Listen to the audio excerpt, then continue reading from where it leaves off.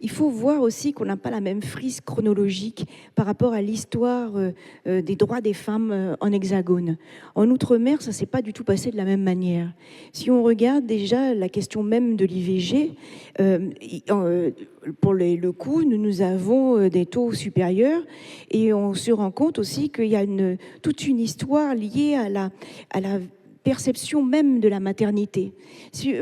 Un exemple concret, à l'heure où les femmes réunionnaises faisaient des enfants et on considérait que c'était une surpopulation, là, la décision qui est prise, c'est celle de pratiquer des IVG forcées, des stérilisations, parce que au même moment, en France, les femmes vont revendiquer le droit à l'avortement et la liberté des femmes en Europe et en France va passer par la possibilité de contrôler cette maternité.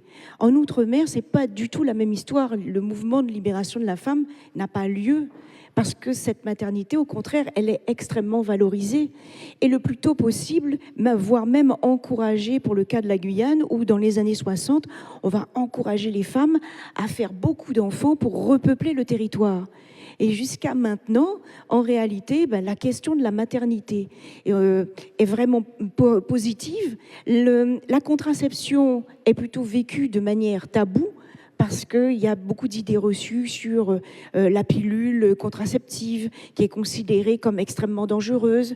Et puis il y a un recours à l'IVG, du coup, qui permet, c'est un droit déjà, et qui permet de résoudre la question en cas de grossesse. Donc finalement, la question qu'on pourrait se poser, c'est aujourd'hui, on fête les 51 ans de la loi Veil. En Outre-mer, on utilise finalement cette loi, on y a un recours. Donc c'est un droit. Et ce qui est paradoxal, c'est que souvent on nous reproche d'utiliser ce droit.